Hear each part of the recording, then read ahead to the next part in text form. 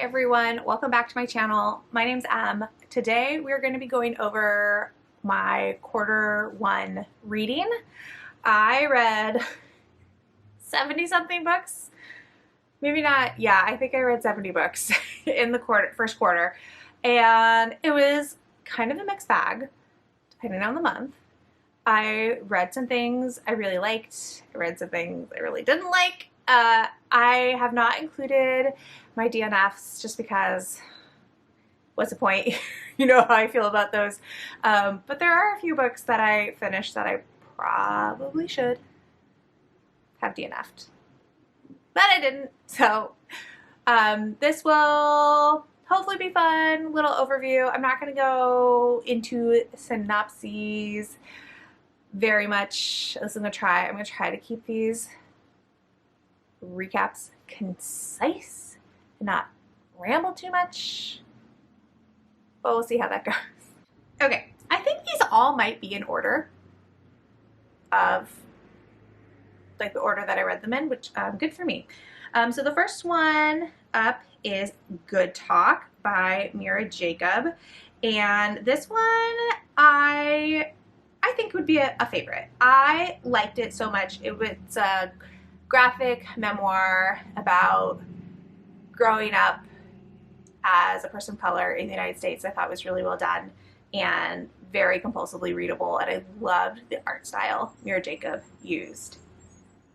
I Want to Be a Wall, Volume 2. This is a manga series about a asexual woman and a gay man who enter into a marriage of convenience, and I really, really liked Volume 2. I thought the growth of their relationship was really well done and really emotional, and I just love these two. Watching these two learn how to like platonically coexist with each other, it's great. I reread Volume 1 of Check Please. It was actually my first read of the year, and that is always a favorite. It's so cute. It's the only sports romance that I like. Malice by John Gwynne. Oh, I don't know. I waffle between really liked and fine with this one. I think I'm going to put it in fine, mostly because there was only one POV that I was really interested in, and there were maybe 4 altogether. And I just feel like that's not a good sign when I only care about one of the POVs. When I was in that POV, I really liked it, but every time we went to somebody else, I lost interest significantly, and I've been on the fence on whether or not I'm going to continue on with that series in general, so I think fine is probably where it belongs. Mislaid in Parts Half Known by Shauna McGuire. This is book 9 in the Wayward Children series, and I really liked it. It's the first book that has felt like a direct sequel to the books that have come before it. So I definitely would not like jump into the Wayward series with this book, but I think it's kind of fun to have a direct sequel. I like that she mixed it up a little bit. Sapiens, A Graphic History by Yuval Noah Harari. Was a favorite? Nope, sorry. It was fine. I love the information. I love his writing style. I didn't love the art style for this one, and there were components of the storytelling in this one, even though it's nonfiction. He had a storytelling device going on in this one that I didn't really like and ended up kind of being distracting for me. Lore Olympus, I really liked. I mean, as a whole, that series is a favorite, but that volume in particular, I really liked. I feel any of the volumes where you get to deep dive Hades and Persephone's relationship, is a favorite. I like them so much. Washington's Gay General, I really liked as well. This was also graphic history about General von Steuben. Is that his name? Who was a Prussian immigrant who helped George Washington with the Revolutionary War. The Only Black Girls in Town, I really liked. We're finding out. I have had so many 4-star reads this year, and I think we're really going to see it in this tier ranking. This is middle grade, and I really liked the friendship between the two girls. I liked the storyline. There's a little bit of a mystery. I thought it was really fun. Same with Chlorine Sky. This was such a surprise book, but it's a YA novel in verse, and it's about friendship and what happens when you outgrow your friends or you go in a different direction than your friend and the friendship no longer works, which I don't think is talked about as much. And I really liked it. I was not expecting, like, it was a book I just picked up very impulsively, and I wasn't expecting to like it as much as I did. Daughters of Izdahar was fine. This was another one where there were multi POVs, and I really liked being in one POV, and I found the other POV super, super annoying. So there's that. Christians Against Christianity. That is a favorite. That's a nonfiction book about evangelical Christianity in the United States, and it's written by a Black man who is, I don't remember what his title, but he's like high up in the Christian church hierarchy, and he's basically calling out right-wing evangelical Christians and showing where, like, how far they have wandered from what the Bible teaches and what, like, Christ teaches. Okay, Jurassic Park by Michael Crichton. This was a reread. I'm gonna put it in fine. I did really like it in certain parts. I do feel like it starts pretty slow, and when I tell you I hate how the book ends so much that I bumped it down to fine. Also, the way Crichton wrote the two female characters was horrible. Like, Lex was so annoying in the book. So annoying, like illogically annoying. And Ellie was such a flat character, and it was so blatant when you had every other male character be super dynamic. So the ending and then the way Ellie and Lex were portrayed just dropped it down for me. The Faint of Heart I really liked. This is a YA graphic novel. It's sci-fi. I thought the art was really stunning, and I liked the story. My one complaint was that I wished it had gone a little deeper into the storyline. I feel like it was a storyline where there could have been a lot more detail, a lot more nuance. And yes, it's YA, but I know YA can go there, so I just wish it had gone a little bit deeper into the themes, but I really enjoyed it. They have another volume of Lore Olympus, which I also really liked.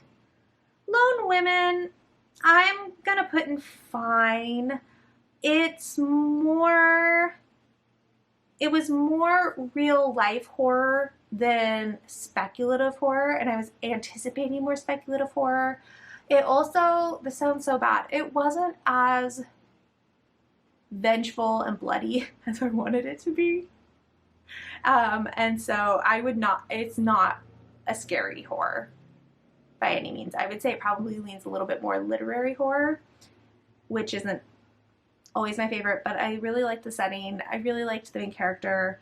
I did have the twist spoiled for me accidentally way before I read it, and I wonder if I would have liked it more if I hadn't had that twist spoiled. But yeah, what can you do? They Can't Kill Us Until They Kill Us. I really, really liked these. This is also nonfiction.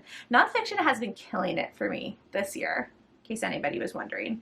But this is nonfiction with essays about social justice and racial justice in the United States, but also how it's connected to certain songs or certain genres of music or certain musical artists. And I really, really liked it. I really want to read more from this author.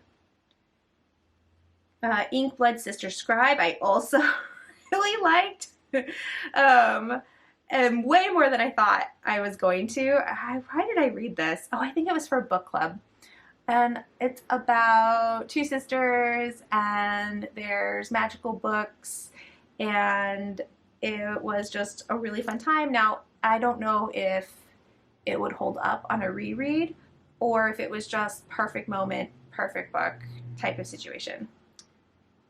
All right, here we go. Her Night with the Duke was a disappointment. I loved the heroine in this book, and the hero was the worst. I disliked him so much. I disliked that this book did the romance, I don't know, trope or convention that I dislike the most. Like, it turns me off immediately when I realize that the book is going to do what this book did. Unfortunately, I usually don't know that if a book is going to do it until the epilogue. So that was frustrating. I also got really frustrated because the heroine is half Arab and then the hero is white. And he spent 3/4 of this book watching all these white people assume that the heroine is a servant or a working class because of her half Arab descent. And then in the moment where he's going to try to win her back and he knocks at her door and her brother is the one that opens the door, and because her brother is also half Arab, like, the hero automatically assumes that he's the help. It's like, bro, you just spent all these pages watching her have this experience and you have learned nothing about making assumptions. It was so frustrating. Sir Callie and the Champions of Helston, I really, really like. That's middle grade. It has a non-binary main character who wants to be a knight.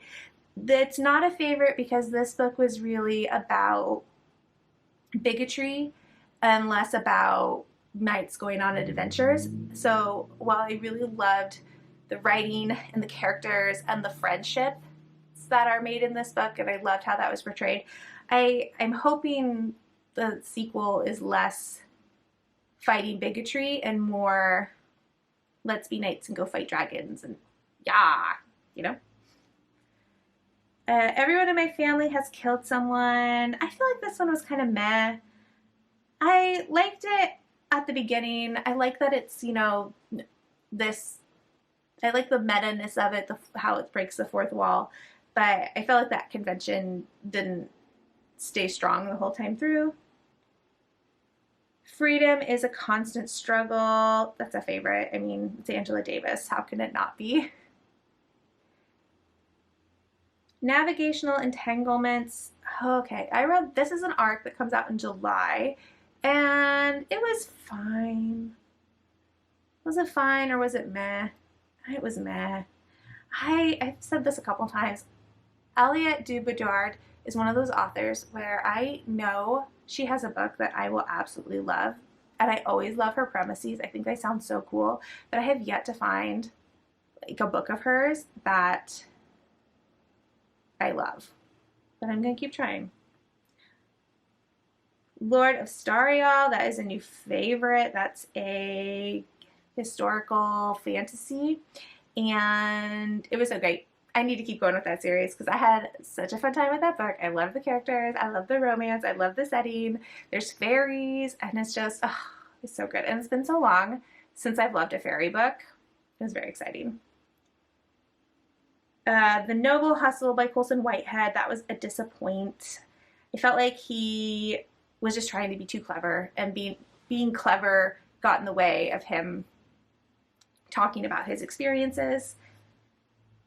Galatea by Madeline Miller, that was also, I don't know if it was a disappointment. I just didn't care for it. It was so dark and really depressing, and it's a kind of a Pygmalion retelling, and I think I'm not a Greek mythology girly anymore. I mean, I'm an OG Greek mythology girly, but not a Greek mythology retelling, I think is the difference. The Princess and the Grilled Cheese Sandwich, I really liked. That's a YA graphic novel romance, or YA romance graphic novel, whatever order those words go in. It's super queer. It's set in this fictional land where everything is named after cheese. It's not fantasy, which I feel like can throw people off because it starts out with the way it starts out in this made-up world. You feel like it's going to be a fantasy, but it's not. It's just historical-ish with cheese. But then also, like, the main character plays a switch a couple of times, even though there's no cars. So it's just a book that doesn't take itself too seriously and asks the readers not to take it too seriously. Fella Enchanted was a disappointment. I did not love that book as much as I thought I would. It's also a historical fantasy romance. It's set in Ireland. There's fae, and honestly, I can't even remember anything that happened in that book anymore or why I didn't really like it. I was hoping it would be like Letters to Half Moon Street by Sarah Wallis and give me those same feelings, but I didn't love the characters in the same way. There's also a lot of grief in this book, and a little bit, it's not a pandemic, but it felt very pandemic-y, and I wasn't prepared for that. Eternally Yours, that was fine. That's a book of short stories, and they're all paranormal romances, and it's YA, and I enjoyed some of them, but I just think short story romances, I mean, I should have known that going in. You just have to do insta-love every time, and I don't like insta-love. September House, I ended up really, really liking. It started off kind of rough.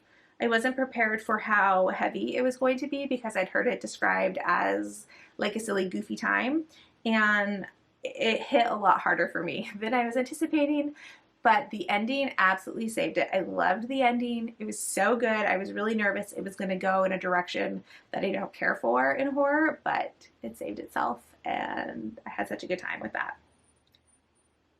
Roaming is another, I would say, new adult graphic novel, and it was fine. Now, don't get me wrong, art style was great. I love the storytelling. It's only fine because I didn't like the feelings that it made me feel.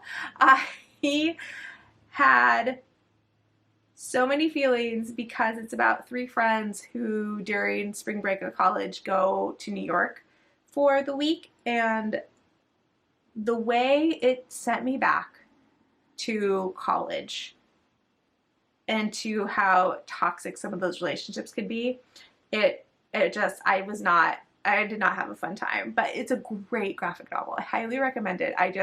It put me in a place I was not expecting to go. Dolls of Our Lives, I really liked. This is also nonfiction about American Girl as a company and the chokehold that brand had on us, mostly in the 90s, but that's a big truck.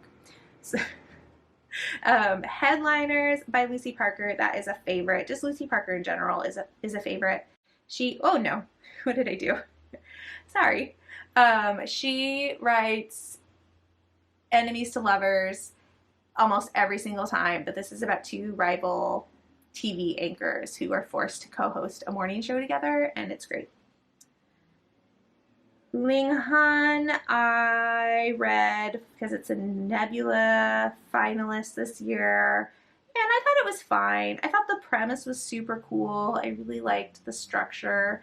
I just didn't like the ending. I felt like the ending kind of fell apart. I wish it had stayed in the home setting. I felt like once the setting, I don't want to spoil anything, the setting changes, and I feel like it goes downhill once the setting changes.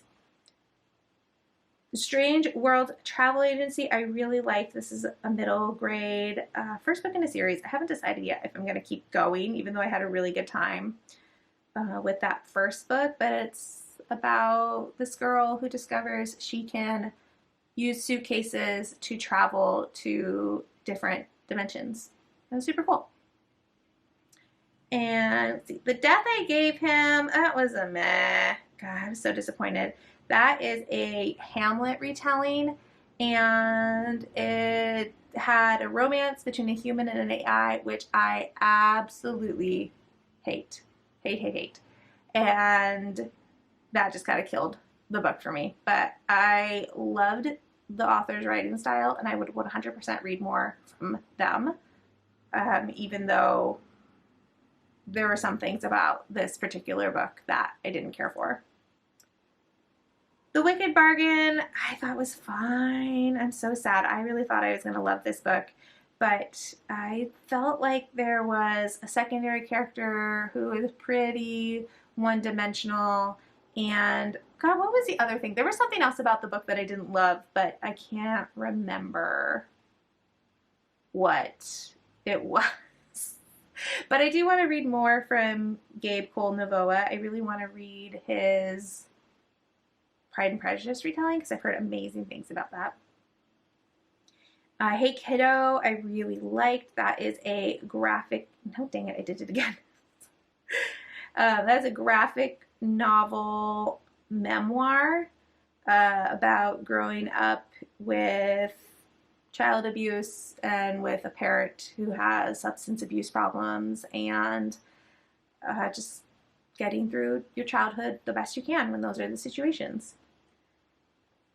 Pomegranate by Priya Sharma I also thought was fine. This is another novella that I read for the Nebulas, and it's a Hades and Persephone retelling where a winter, like climate change winter has descended, but it's descended because Hades has gone missing and Persephone has had to take over running the underworld. And it had more of Demeter than I feel like that story typically has, but I really liked it. Butcher and Blackbird, hello, that is a new favorite. I'm sure you've heard somebody talk about it because I feel like it's been everywhere, but it is a dark romance about two serial killers. It is such a fun, goofy, gross time, and I really, really liked it. It was so fun. These Violent Delights by Chloe Ganga is another favorite. That is a Romeo and Juliet retelling set in 1920s Shanghai, and I love the characters. I loved all the Easter eggs for the Shakespeare play, and I loved Chloe Gong's writing, and just the whole thing worked for me. I liked the mystery.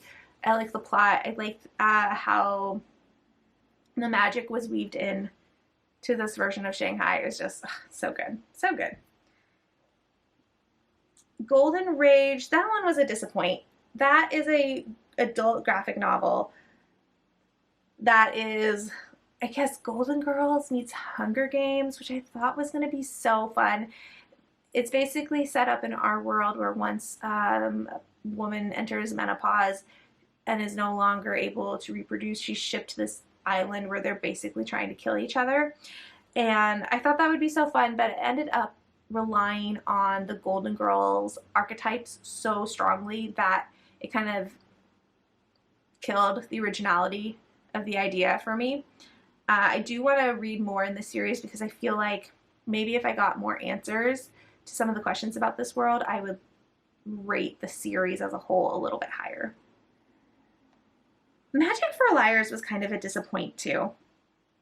I thought I was going to love it, but it's kind of a detective noir contemporary magic boarding school, and it was just something about how the main character, who's an adult woman, the way she's all up in these teens' business and not always in an investigative way was borderline creepy. There's also a romance in this book that was 100% unnecessary. I did not buy it at all. Before the Ever After by Jacqueline Woodson. I really like this one too. This is a middle grade novel in verse about a boy whose father is diagnosed with CTE and just what that is like. And it's beautifully written, of course, because it's Jacqueline Woodson. I highly recommend it, but it is heavy. Ways to Share Joy. I thought this one was fine. And not my favorite in the series, but not offensive either. I thought it was pretty well done. And then next we have Camp Creepy. I love the series. Favorite, favorite, favorite. Always a favorite. So good. The Case of the Left-Handed Lady by Nancy Springer. That one's a disappoint. And actually, nope, come down here. I'm going to be DNFing the Enola Holmes series as a whole just because I totally lost interest in this book and I'm not interested in continuing on with the series. The Barren Grounds. Okay, so we have 3 of the Barren Grounds books coming up next. I'm not sure. Oh, there's the 4th one. Okay, so we're going to do these all at the same time. Are they all going to go in really liked? Yeah, they are.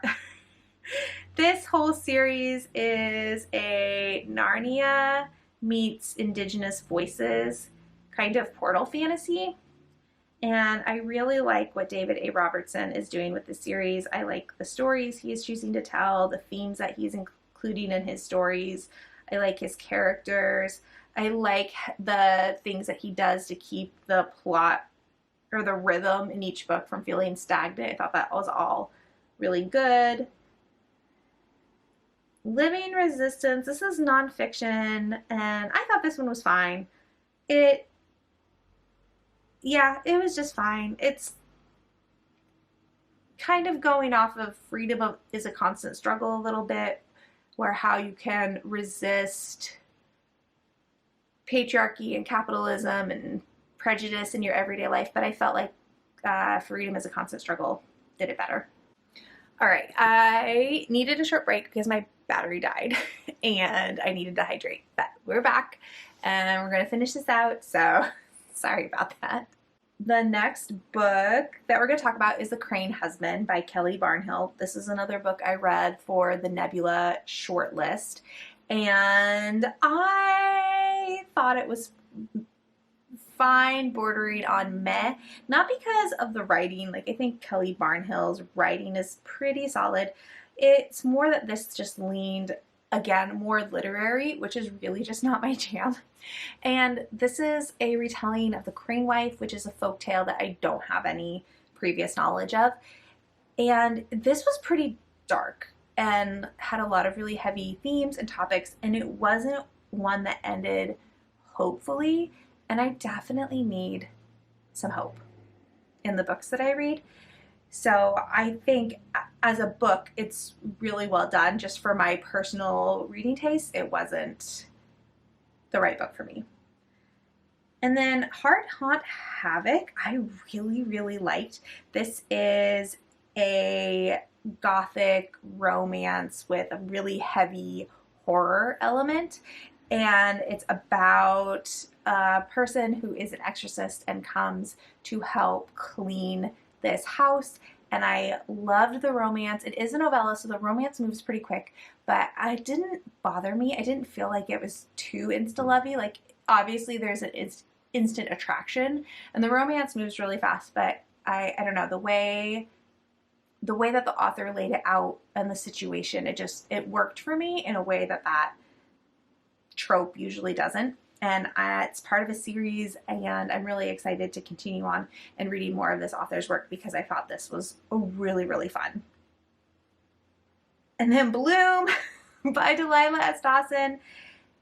It's going in favorite just because it made such a strong impact on me. This is a horror novella. It starts off as this really sweet, sapphic, farmer's market, cottagecore romance, and then Delilah S. Dawson just slowly tightens the tension, the sense of unease, the red flags, until like the last 50 pages where it just gets gross so fast, and I just wasn't ready for that turn, but I am still thinking about it. I am still talking about it when anybody dares to mention it, and I think it is so well done. And then Ruined, this has several authors. I know one is Sarah Vaughn, but I don't remember the other ones. I really, really liked this one. Again, this is a historical graphic novel romance. It is adult, so there is not full illustrated nudity, but partial illustrated nudity. And I think it's a perfect historical romance. It's about two people who are forced into a marriage of convenience, and watching them learn about each other and falling in love with each other was really lovely. I read it in one sitting, and it gave me hope that maybe someday I can get back to historical romance and love it as much as I used to, even if I love it in a different way than I used to. Beowulf is a new favorite. This is a middle grade graphic novel. It's a retelling of Beowulf, and I love the art, I love the storytelling, I love the structure, I love the way the author paid homage to the original poem, but put a twist on it to appeal to younger readers. It was excellently done. Just perfect. There's an image in that book I really want a tattoo of because I thought it was so striking and incorporated so many things that I really love as, me. And I just think it was so fun. Basil and Oregano I thought was fine. This is a YA graphic novel. It's fantasy, and it takes place at like a magical culinary boarding school. It's very gay. I thought the representation was good. It wasn't doing anything that, knocked my socks off, or like nothing where I felt like this was a new favorite and I was going to reread it. But I think for what it is, it was done well. And also there are magical animal sidekicks in it that are very adorable. Witches of Brooklyn I thought was fine. This is a middle grade graphic novel, and it's about a girl who is sent to go live with her elderly aunt in Brooklyn, and then finds out that they're a family of witches. And I listened to it on audio because they just released a full cast audio recording, and I love a graphic novel that's been adapted into an audiobook. Molgoth, again, I thought was fine. This is a YA graphic novel set in like the early 2000s, I think. And it's about friendship and learning who to trust and standing up for yourself. There is a content warning for grooming behavior from a teacher, which I was not anticipating and kind of caught me off guard. But I think if you grew up, even though I'm not the target audience, I think if you grew up in the early 2000s and were a teenager during that time, you'll find a lot to resonate with. The Ruthless Lady's Guide to Wizardry. This used to be a favorite, and when I reread it this time, it actually has moved down to really liked. And this is fantasy. It's also queer. It has a sapphic romance. I love the ridiculousness of this plot. Like, this is a book that does not take itself too seriously, and I love that. And I love how sweet and wholesome and awkward the romance is between the two main characters. I would say the only reason that this is no longer a favorite is on this reread, it did feel like the beginning was so much slower than the rest of the book. It's almost like you have like a prequel novella that you have to get through to get to the meat of the book, even though the plot is connected between the two of them. I just felt like we had two different speeds, and that's why it's no longer a favorite, but I still really like it, and I still highly recommend it. I did have someone ask in a video, because I guess Goodreads or wherever says that this is book 2 of a series, and technically Unnatural Magic comes first. However, they are very much standalone fantasies. They take place in the same world, but Unnatural Magic, God, I hope I'm remembering that title, is about the parents of a character in Ruthless Lady's Guide to Wizardry, but the actions and events are not connected. So if you read Unnatural Magic first, then there'll be some Easter eggs for you to find in Ruthless Lady's Guide to Wizardry, but I definitely read this one first and then went back and read Unnatural Magic, and I didn't feel like I missed anything doing it that way. So don't feel like you need to read that one first before you read Ruthless Lady's Guide. Inheritance Games, I really liked. This is a YA mystery series. I like that this is a mystery series that doesn't revolve around murder. And I thought this was really fun. This is kind of like Knives Out, where this girl inherits a millionaire or a billionaire's fortune, but she doesn't know him at all. And in order to claim her inheritance, she has to live in his estate for a year along with the rest of his family, who's all pretty pissed that she got all of it. I thought that was really fun. I do need to keep going with the series. Myrtle Means an Opportunity. This one was a disappointment just because I have loved the rest of this series so much, and I really didn't care for this latest installment. I didn't really like the murder. I didn't like how the relationship dynamics changed between Myrtle and Miss Judson. I really missed their connection that they had in previous books. I am going to be interested to see where the rest of the series goes, because I felt like Elizabeth C. Bunce at the end really set up this series to go in a different direction and not follow the same rhythm it has previously. So I'll be interested to keep going, because I still really love the series. Just this latest installment wasn't my favorite. Ways to Build Dreams. I really liked this. This is the fourth book in the Ryan Hart series, and I thought this was, I don't know if this is the last book in the series, but if it is, it was such a good conclusion to the books that we've had so far. And if there's going to be more, it's a good transition book into moving on with Ryan's life, because Ryan does graduate from 5th grade and is going on to middle school. And so a lot of this book is dealing with not knowing what you're going to do in your future and growing with your friends, but also when you and your friends want to go in different directions. And I thought it was just, it's so good. It's such a good early middle grade series in general. Doppelganger by Naomi Klein. I'm going to put it in really liked, but it's complicated. This is nonfiction, and it starts off with the premise of Naomi Klein has a doppelganger that she's always getting confused by, but she starts with this premise and then it branches out into more complex and to more serious worldwide events. I really like the way she connected all of those things. It was a harder book to read just because I had to confront some things that I haven't really dealt with yet. And so that made it like a serious and a harder read, but I thought it was really well done, and I got a lot out of it, even if maybe I didn't enjoy it. Harrow the Ninth, we all know this is a favorite. This is my favorite series ever, the Locked Tomb series. I'm so sorry.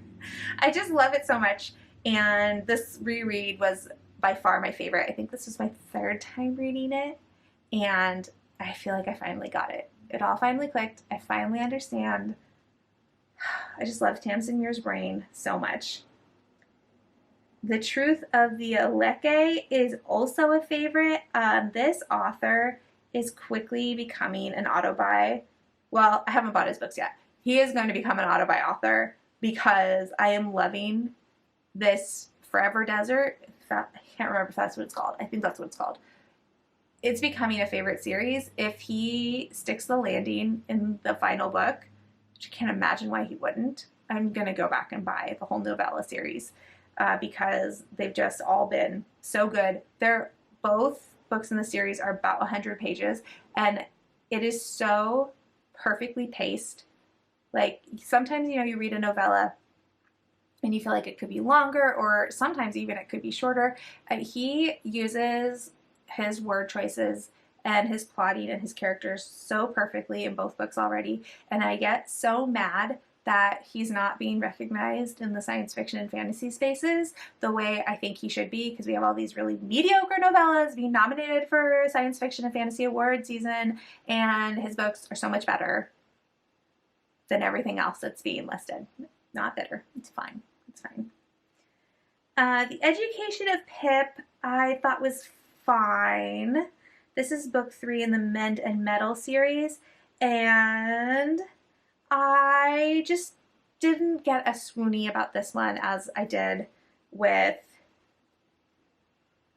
Letters to Half Moon Street. Really, nothing can compare to Letters to Half Moon Street. It's just, even the second book in this series, I just don't get the same feeling that I got in that first book, but I still really like this world. I really like Sarah Wallace's writing, and I like that we got a happy ending for Pip after the very yucky situation he was put in book 2. And then the last book we're going to talk about is The Wild Robot, which I think is going to go in really liked. I need to finish the series, and then maybe it could move up into favorite, but I just thought The Wild Robot is such a sweet story. It's about this robot that crash lands on this island and learns about, I want to keep saying being human from all the animals, but that, I don't know if that's the best way to put that. But it's a very sweet, heartwarming story about found family and love and acceptance. And I'm so excited for the DreamWorks movie to come out this fall. And I need to finish the series before that happens. So there we go. That is all the books that I've read in the first quarter of 2024. It's kind of a mixed bag. I definitely feel like you can tell just by looking at the tier rankings that I have been reading a lot of 4-star books, which is fine. There is nothing wrong with a 4-star book. I will take it. But I feel like the disappointment and the mez are pretty evenly balanced with the favorites, especially if I had added in my DNFs. That's okay. I've been trying a lot of new things this year. I've been doing a lot of reading projects. I've been very much following my reading impulses, and not every book is going to be a win, and that's okay. I'm okay with that. All right, so with that, we are going to be finished with this video. Thank you so much for watching and spending your time with me. I hope your first quarter of your reading was also good. I would love to hear what some of your favorites have been so far this year. If there's any books that you've read that you think I should steer clear from in the future, let me know. And give this video a like if you liked it, and subscribe if you want to, and I will see you in the next one. Bye!